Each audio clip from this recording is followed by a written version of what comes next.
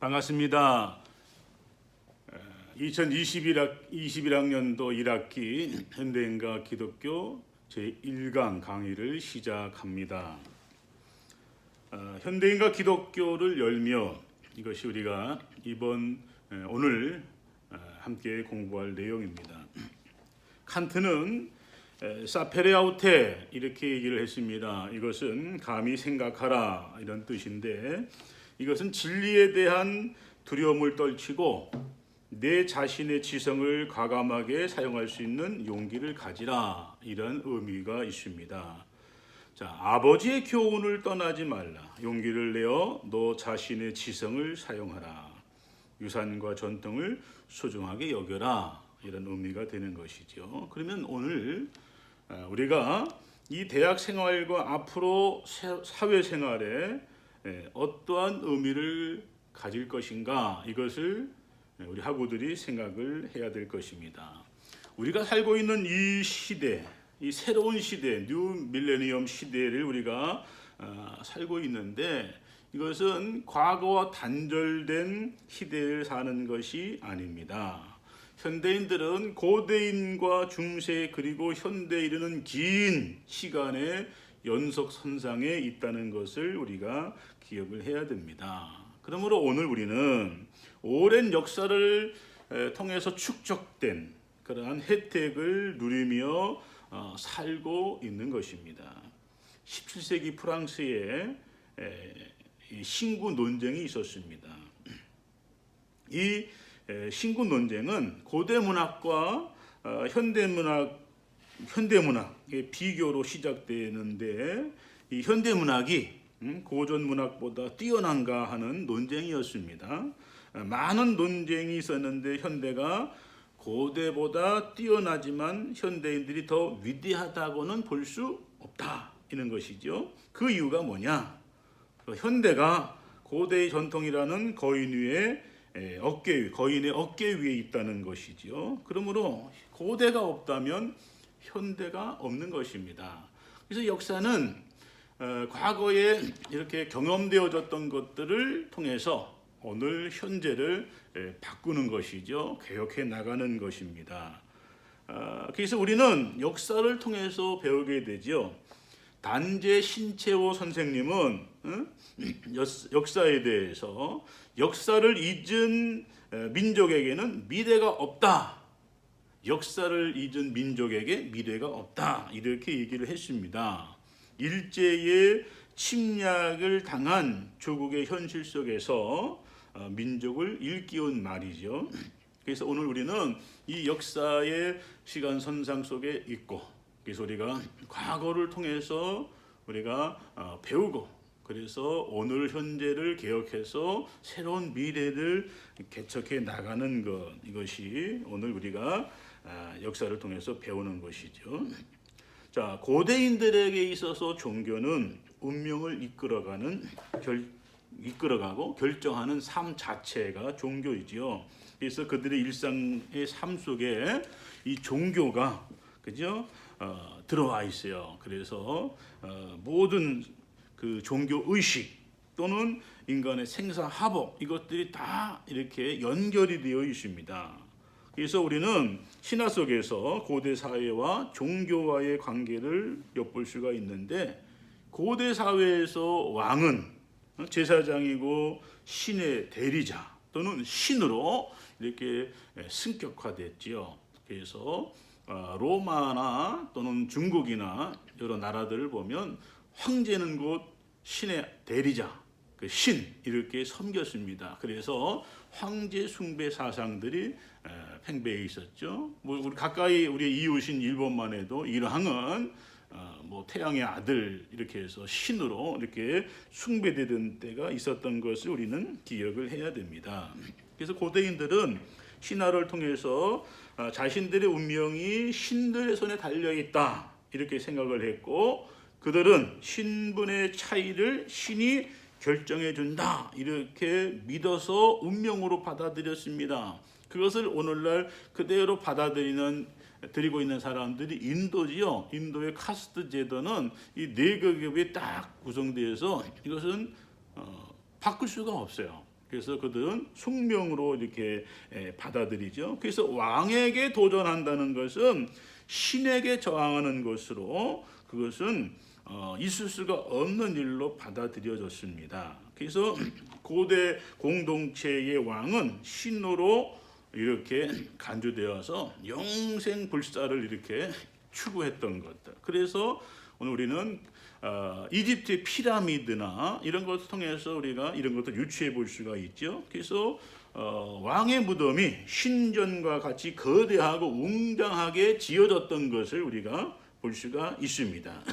그런데 이러한 상황 속에서 기독교의 등장은 그들의 세계관과 가치관을 바꾸어 놓았어요. 고대 신화에서 왕은 그러니까 고대의 고대 세계에서 고대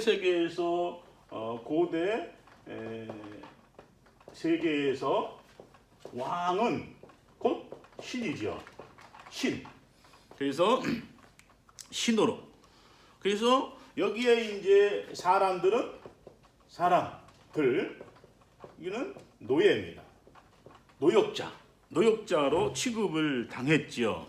그래서 그런데 이제 성경이 등장하면 성경이 이제 얘기합니다. 성경에서는 창세기에 보니까 왕이나 또는 왕만이 이제 성경에서 보니까 성경에서는 왕만이 신의 아들이 아니다. 그럼 성경에서 뭐라고 말합니까? 모든 사람이다 신의 아들이다 이렇게 얘기를 하지요. 그래서 모든 사람이 다 신의 아들이라고 이렇게. 그래서 고대 세계에서는 이게 모든 신분 이것들이 이제 운명으로 결정되었는데 이제 기독교가 들어오면서부터 모든 사람이 다 신의 아들이고 다 평등하다, 같다 이렇게 얘기를 하는 것입니다. 그래서 기독교에서 말하고 있는 이 사람을 만들 때 이 사람은 하나님의 형상으로 창조되었다, 이렇게 지음받았다 이렇게 말을 합니다. 그래서 이것은 그 당시 고대 세계에서는 받아들일 수 없는 충격적인 그러한 사건이지요. 그죠? 출애굽기에서 노예로 노역하고 있는 이스라엘 사람들을 구출해서 가나안으로 인도하는 신의 역사를 우리가 보게 됩니다. 그래서 이집트의 왕 바로, 그죠? 이 바로는 이 람세스인 바로는 시브리 민족이 점점점 강성해지자 두려움을 느꼈어요. 그래서 오늘 그들을 이제 학대하죠. 이집트 신과 달리 시브리 민족이 섬기고 있는 신은 인간을 이렇게 노역자로 생각하지 않습니다. 그래서 인간 하나님의 형상을 지음받은 하나님의 이 자녀, 하나님의 그러한 그 특별한 사랑을 받은 사람으로 이렇게 말을 하고 있지요. 그래서 이집트에서 노예 생활을 하고 고통 속에 있는 이스라엘 사람들을 신 여호와 야훼가 불러냈다, 구원했다 이렇게 말합니다. 그래서 기독교에서 말하고 믿고 있는 신은 인간의 고통, 슬픔 이러한 모든 것들을 다 느끼고 아파하는, 그죠? 함께 그 고통에 귀 기울이고 아파하는 신이다 이렇게 말을 하고 있습니다. 우리가 슈메르에서의 신 또는 노마나 그리스 로마에서의 신들을 우리가 이렇게 보면 그 신들에 대한 생각이 좀 다르죠. 슈메르에서 신화에서 보면은 엘림이 노역에 지친 작은 신들을 위해서, 그러니까 그 신들 사회에도 이렇게 계급이 있어서 엘림 신이 그 노역을 하고 있는 작은 신들 있죠. 이 신들이 이 노역하는 것을 이제 보고서 그것을 이제 마음 안타까워했습니다. 그래서 큰 신의 왕인 엘림이 그 작은 신들을 위해서 오늘 사람을 만들었다 이렇게 말하고 있습니다.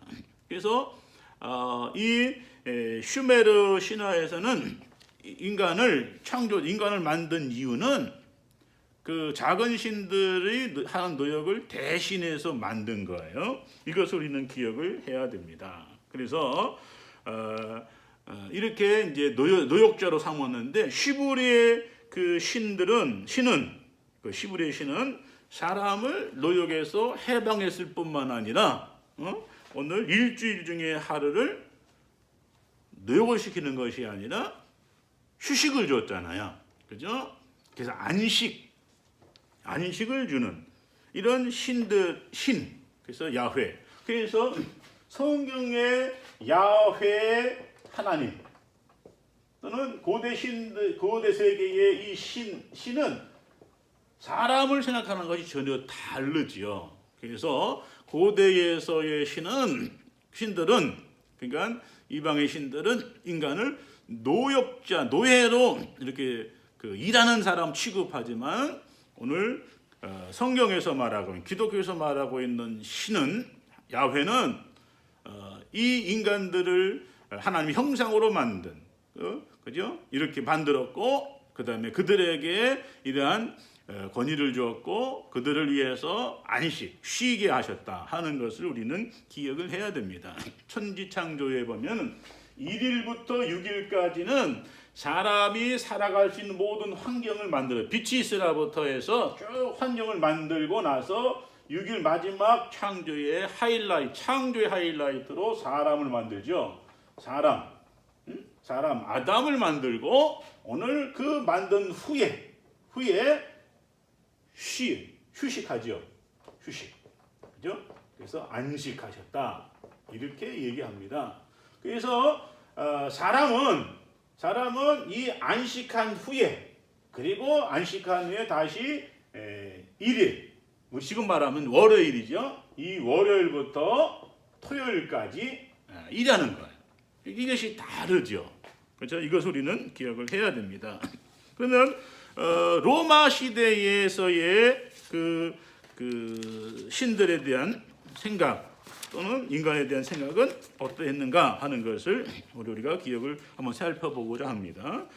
고대 그리스도인들은 신들 이야기나 영웅의 전설, 그 밖에 이야기가 담긴 미토스, 그죠? 이 이야기를 하는데 오늘 그 내용이 신들에 관한 것과 인사, 자연, 문학 전반에 걸쳐서 사람들의 이야기하고 믿고 있었던 것을 모두 포함하고 있습니다. 그래서 그리스 로마 신화 또는 미토스에 따르면 신도 우주도 탄생하는 것으로 묘사하고 있습니다. 자, 신도 우주도 우리가 기억을 해야 되죠. 자, 그리스 로마 또는 기타 세계에서 그리스 로마에서의 신도 세상도 모두 다 창조되는 것, 그죠? 이렇게 봤단 말이죠. 그런데 중요한 것은 기독교에서는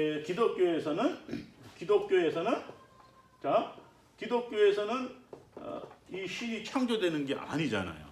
그죠? 이것을 우리가 기억을 해야 됩니다. 그래서 기원이 다르죠.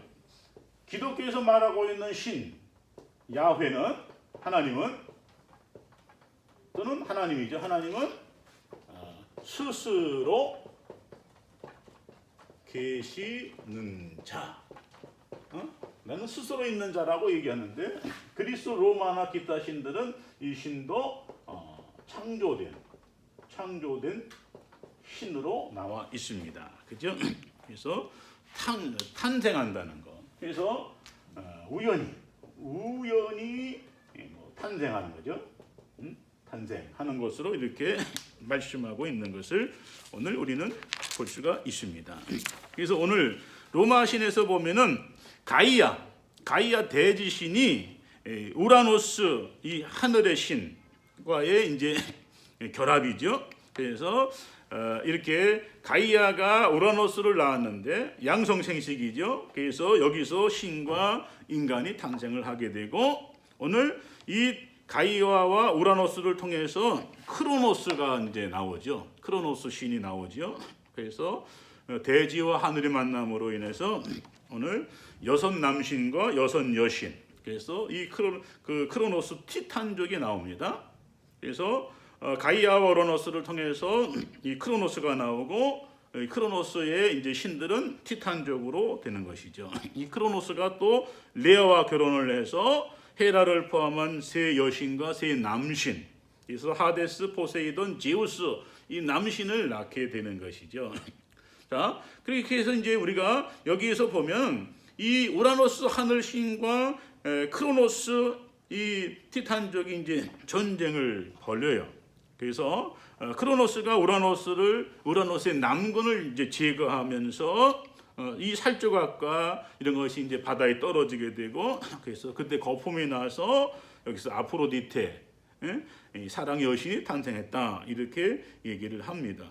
또 크로노스와 그의 아들 되는 제우스가 또 이제 싸우게 되죠. 전쟁을 하게 되는 이러한 내용들을 우리가 이제 로마 신화에서 볼 수가 있는데, 여기서 이 크로노스는 이 아들들을 차례대로 이제 삼키죠. 패권 때문에. 그래서 태양이 뜨거운 것, 그것은 레아가 아들을 낳는 것이고 지는 것은 크로노스가 삼키는 것이다 그랬어요. 그래서 태양이 뜨고 지는 시간을 크로노스라 얘기하죠. 그래서 카이로스는 제우스가 크로노스의 뱃속에서 형제들을 구출하는 것.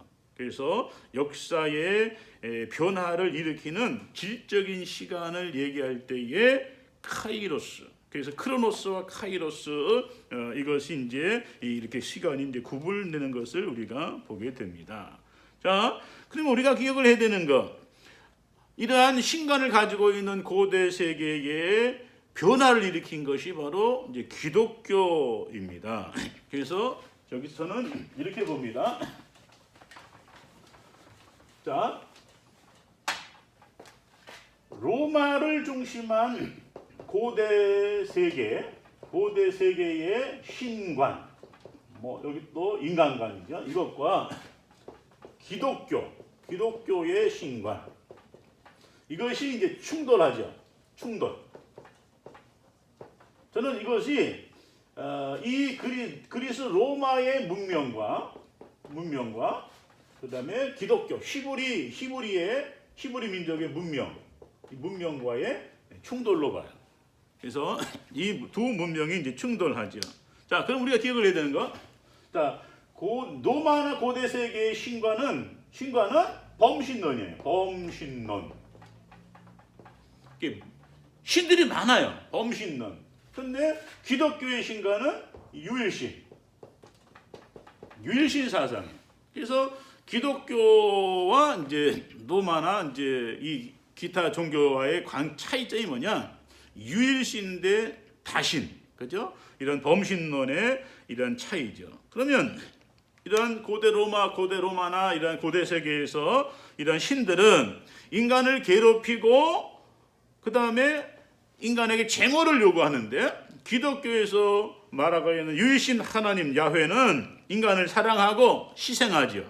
그래서 인간의 구원을 위해서 희생합니다. 그래서 십자가를 짓죠. 사랑이죠. 또는 십자가 죽음. 그래서 인간을 위해서 죽을 수 있는, 희생하는 그런 신으로 이렇게 묘사를 하고 있습니다. 그래서 이 기독교가 로마로 이제 들어가면서 그 화려했던 로마나 여러 지역의 신전들이 다 사라지고 소멸되는 것이 바로 기독교의 등장 때문인 것을 우리는 기억을 해야 됩니다. 그래서 그리스 로마의 신들은 사람이 신 앞에 나아가서 제물을 바쳤지만, 기독교의 하나님은 인간의 모습으로 사람을 찾아와서 그죠? 사랑과 은총과 자비를 베풀고, 그리고 인간의 죄와 고통에서 해방하기 위해서 십자가를 지고 죽으시고, 그래서 인간을 죄와 사망에서 구원하셨다.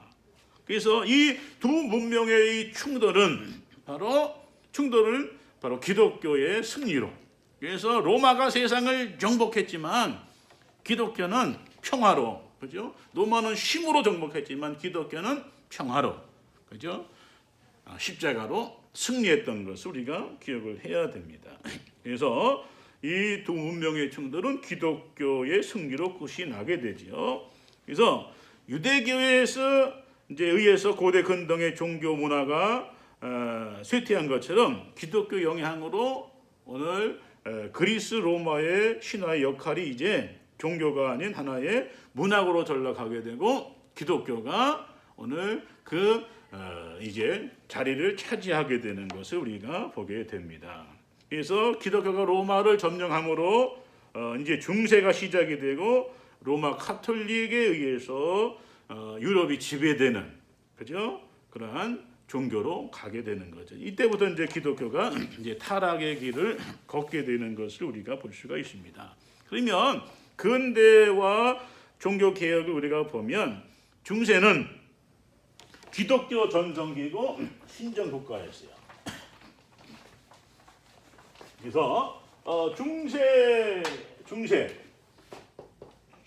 사회는 기독교 중심의 사회. 그래서 황제 위에 교황이 군림하죠. 그래서 교황이 황제를 임명하는 이런 사회. 그래서 어떻게 보면은 교황이 다스리는 신정 국가다 이렇게 볼 수가 있는 것이죠. 그래서 교황이 신의 대리자가 돼서 무소불위의 권력을 휘둘렀어요. 그렇게 해서 신의 이름으로 십자군, 여러분 잘 아는 십자군 전쟁을 이제 벌이기도 하지요. 근데 이 십자군 전쟁은 처음에는 의도는 순수한 의도였지만은 이 십자군 전쟁은 가면서 변질돼 가지고 이것이 이 나쁜 영향을 이제 끼친 것을 우리가 볼 수가 있지요. 자, 그리고 이제 신의 이름으로 이제 성전을 건축하지요. 그런데 이제 무리한 헌금을 강조하기 위해서, 그죠? 성 베드로 대성당을 건축하기 위해서 이제 성경에도 없는 연옥 사상을 만들기도 하고 공로 사상을 만들어서 그래서 이제 면죄부를 팔게 되죠. 면죄부. 이것을 이제 팔게 되는 이러한 죄를 짓게 되는 것을 우리가 보게 됩니다. 또 로마 카톨릭 아래서 성직 제도는, 그죠? 이 성직의 이 안에 이제 계급으로 쫙 나눠지게 되는 것이죠. 그래서 고대 세계의 계급이 이제 교회 안에도 들어오게 되는 것을 우리가 보게 됩니다. 여러분 과거의 시대에는 이렇게 이제 왕, 귀족, 시민, 그 다음에 평민이죠. 평민, 그 다음에 노예. 이 과거에는 다 거의 다 노예고 이 귀족 계급이 이제 얼마 없죠. 귀족 계급이 이제 소수고, 그래서 이 귀족 계급들이 이제 땅을 차지하잖아요. 그래서 봉건 사회니까 땅.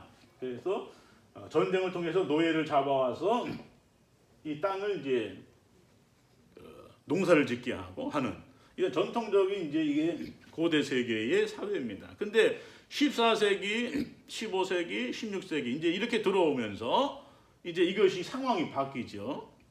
그래서 이 산업혁명과 함께 또 우리가 잘 아는 르네상스 시대가 찾아오게 되고 종교 개혁이 오잖아요. 그래서 이때 이제 새로운 이제 새롭게 형성되는 층이 시민 계급이에요.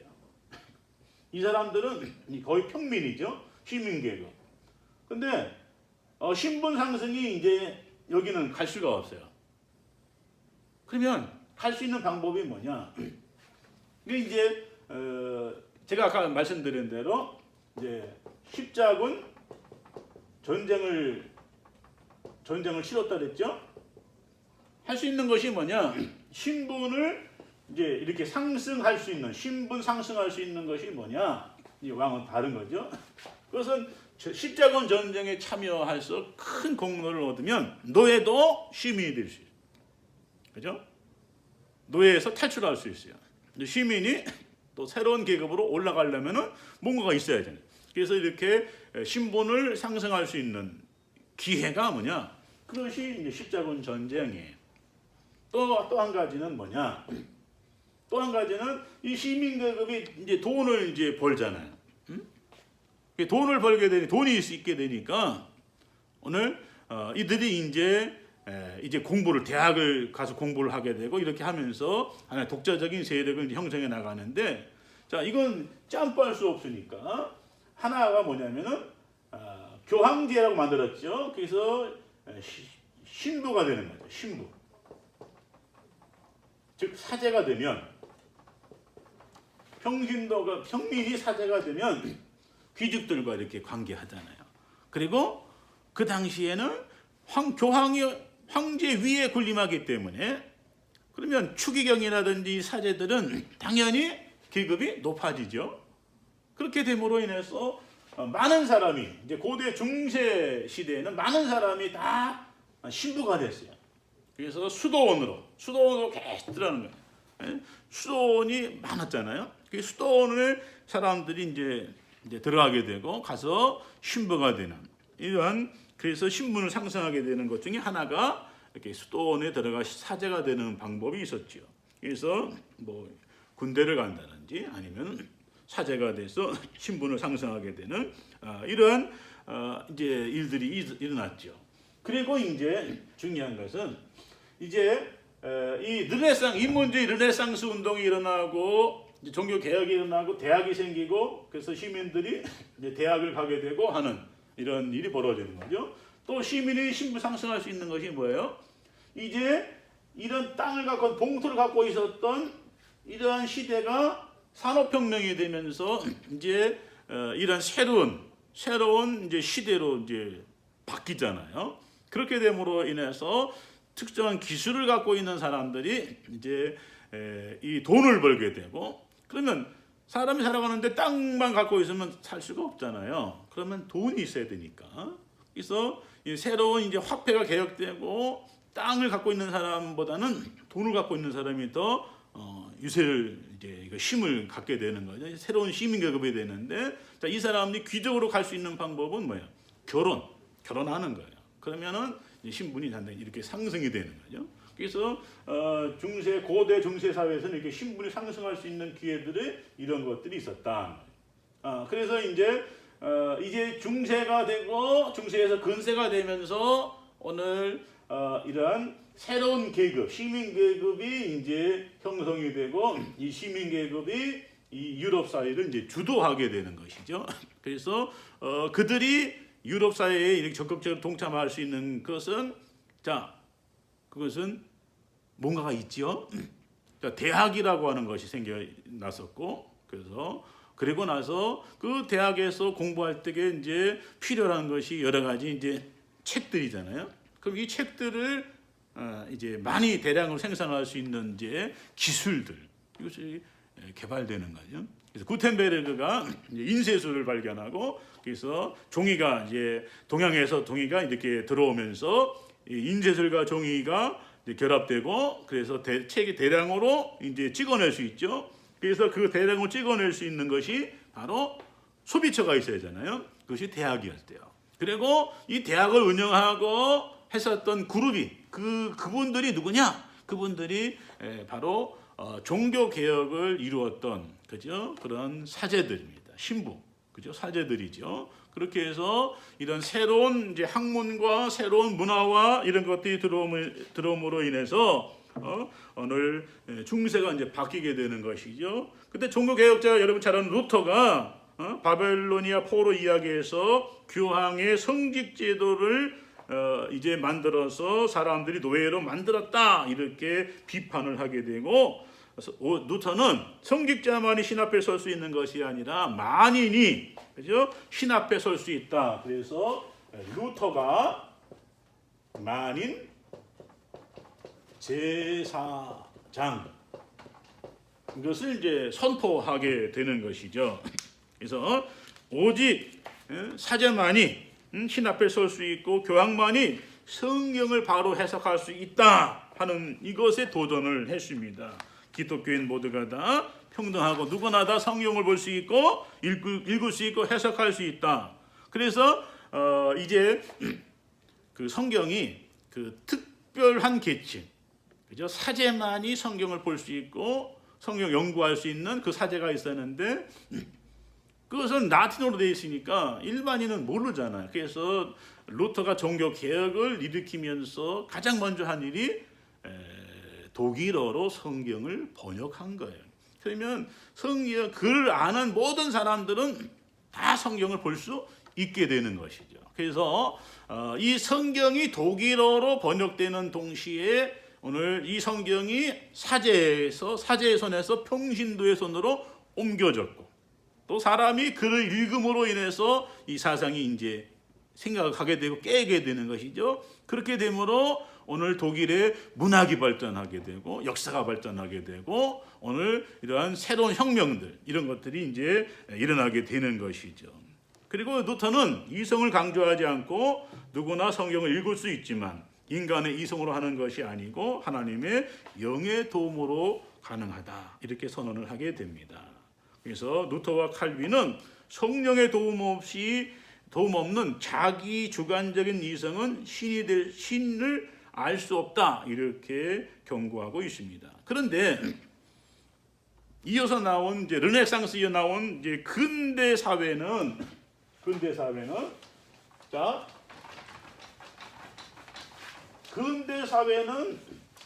그 척도가 뭐냐? 근대 사회는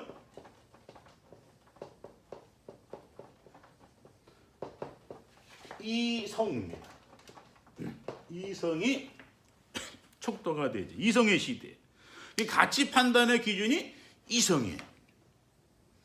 고대에서의 뭐 이렇게 가치 판단의 기준은 성경이에요. 하나님인데. 근데 오늘 근대에는 이성이 가치 판단의 기준입니다. 근대 철학은 르네 데카르트 사상에 기초하고 있어요. 그래서 이 데카르트는 여러분 잘 아는 유명한 말이 있죠. 나는 의심한다. 고로 존재한다.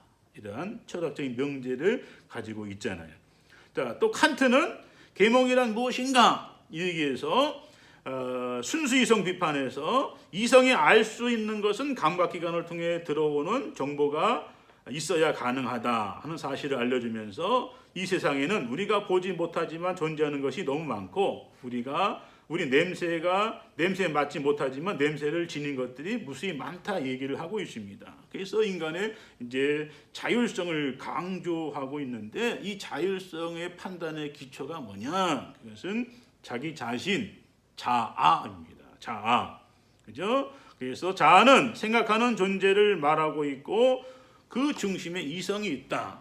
그래서 여러분 그 이성을 이제 강조하고 있는 것을 우리가 볼 수가 있습니다. 그래서 이성은 정신의 도구일 뿐만 아니라 자기 경험과 이해를 중심으로 이성의 신학을 만들어가고 있다는 것을 우리는 기억을 해야 됩니다. 그래서 근세 사회는 근대는 이성의 시대인 것이죠. 그래서 인간의 이성은 이해 가능한 구조, 즉 인지 구조 안에 들어온 것만 알 수 있는 거예요. 그래서 인간이 자기가 이렇게 경험하거나 또는 체험하거나 한 요거 외에는 모르잖아요. 그 인지 구조 안에 오는 것만 알 수 있는 그 넘어 있는 건 모르죠. 그러니까 우리가 기억을 해야 되는 것이 우리는 3차원에 살고 있습니다. 그럼 우리가 3차원에 살고 있는 거 있으면 1차원, 2차원은 다 예속되잖아요. 우리가 3차원까지는 읽을 수 있어요. 판단할 수 있어요. 느낄 수 있어요. 왜냐하면 이건 경험하는 것이니까. 그런데 이 3차원 이후에 있는 4차원의 세계는 전혀 알 수가 없는 거예요. 이 4차원의 세계는 종교적인 영역이잖아요. 그래서 3차원의 신학, 철학이라고 한다면 4차원은 신학이죠. 근데 중세 사회에서는 철학이 신학의 신의 노릇을 했잖아요. 그런데 이제 종교개혁 이후에 르네상스 종교개혁 이후에는 이러한 철학을 기초한 인간의 이성이 합리주의가 오늘 이게 모든 철학의 근간을 이루면서 오늘 이성을 가지고 신학을 이해를 하려고 하는 거예요. 그러니까 3차원의 세계에서 4차원을 이해를 하려니까 전혀 이해가 안 되죠.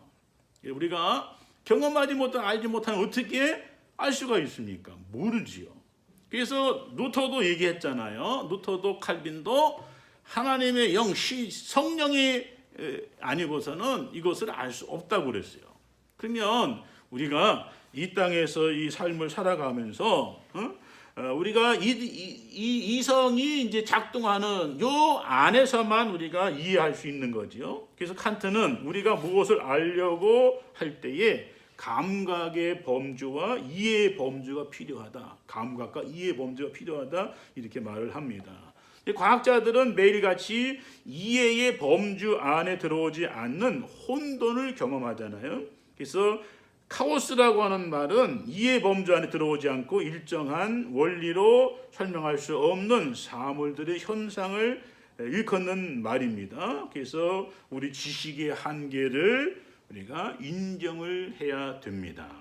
그죠? 그러면 이제 우리가 이 근대를 벗어나서 이제 현대 사회로 들어오지요. 그러면 현대 사회, 근대는 이성이었잖아요. 그럼 우리가 현대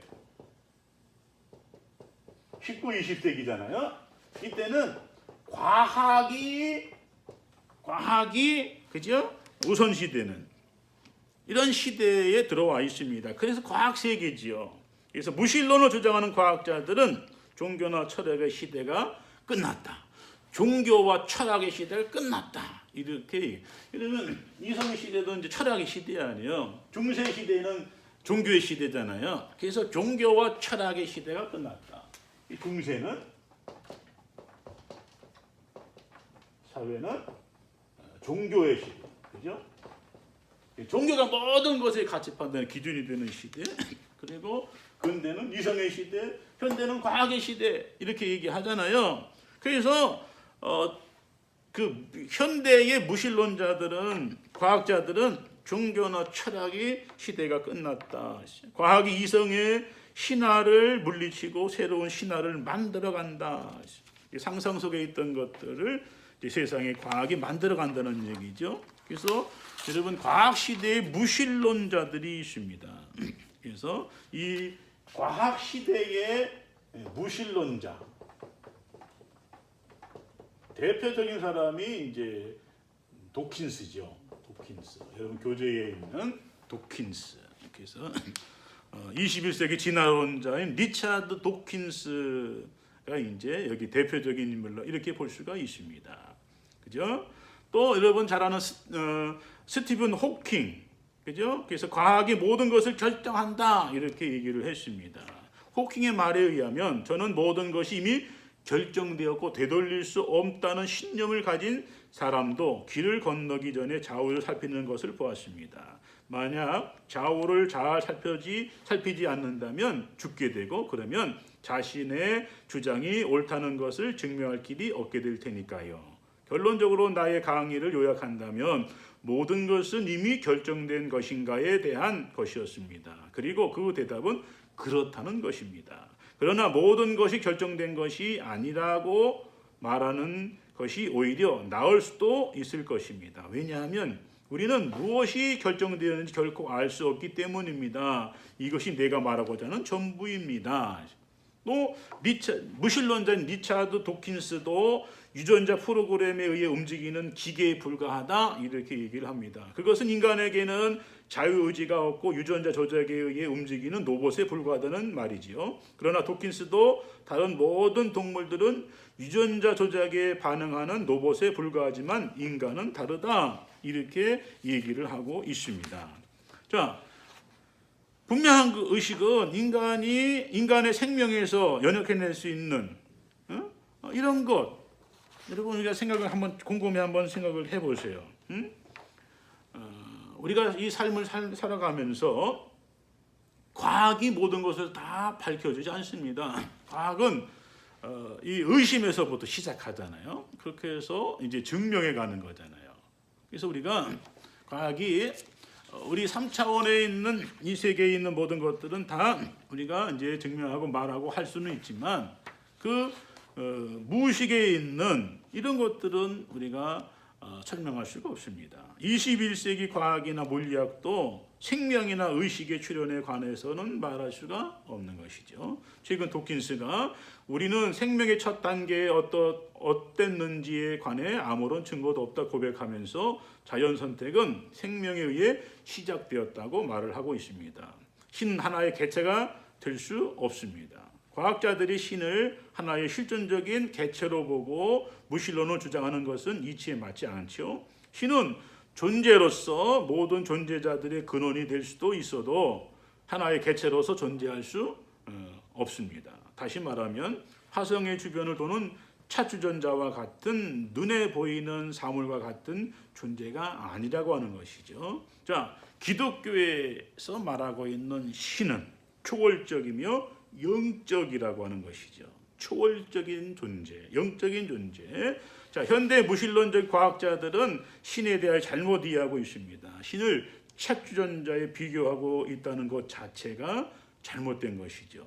과학 문명이 발달할수록 인간은 정신적 빈곤에 시달리고 있습니다. 아무리 과학이 발달해도 어떻게라는 원리만을 말할 수 있지 왜 그것이 존재해야 하는지 그 근원과 목적을 알려주는 것은 과학이 아니죠.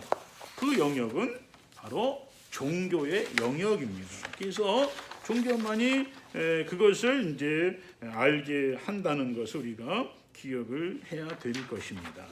그래서 오늘 우리가 이제 일과에서 이제 이 과학 시대에 우리가 살고 있고 21세기에 들어와 있지만 과학 문명이 발달할수록 인간은 정신적인 빈곤에 시달리기 때문에 더욱더 종교가 필요 없다. 그래서 여러분 우리가 아는 대로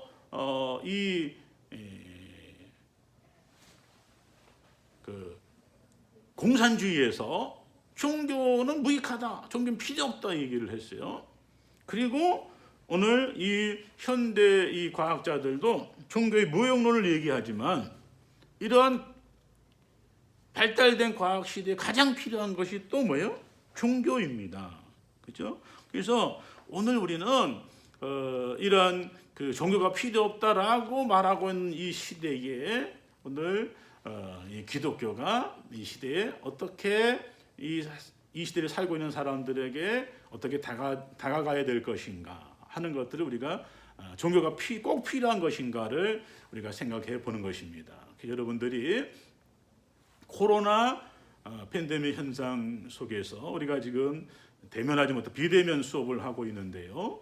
오늘 제가 먼저 말씀드린 대로 이 노마 세계가 이제 기독교 이제 이 문명과 이렇게 충돌하면서 이제 그들이 갖고 있는 다신교 범신론적인 다신교 문화가 무너지고 기독교의 어떤 그런 문명, 그죠? 그 유일신 사상, 야훼 사상을 받아들임으로 인해서 기독교의 그러한 하나님의 그 인간을 사랑하는 그 희생과 헌신적인 이 사랑, 이것이 로마를 점령했잖아요. 오늘 우리가 그 살고 있는 이 시대, 우리가 과학 시대도 우리가 이성 시대에 과학 시대를 이제 계몽 시대, 이성 과학 시대를 이제 거쳐 왔잖아요. 이런 시대적인 상황 속에 기독교는 여전히 여전히 필요로 하고 있고 여전히 사람들에게 여서는 영향력을 끼치고 있습니다. 그래서 우리가 너무 부정적인 면만을 강조하고 그것만을 드러내는 것이 아니라 종교의 순기능, 그죠? 종교가 왜 필요한지, 그죠? 그래서 그것이 이 사회에 어떤 선한 영향력을 끼치는 것에 대한 그런 이야기들 여러분이 하기를 원하고 또 우리 성결대학교에서 이러한 그 종교적인 신념을 가지고 우리가 이 현대가 기독교라고 하는 강의가 개설되었습니다. 여러분들이 이 첫 시간 우리가 지금 첫 시간에 현대가 기독교를 열며 그래서 이 기독교의 전반적인 이러한 생각에 대해서 우리가 살펴봤는데요. 여러분들이 한 번 더 이 성결대학교의 이제 공동체 일원으로서 이 학교가 추구하는 정신에 대해서 되새김하는 그런 시간을 갖기를 원하고 여러분 코로나 위기 상황이 아직도 끝나지 않았습니다. 잘 극복하시고 여러분 건강 조심하시고 다음 주에 건강한 모습으로 함께 만나기를 원합니다. 감사합니다.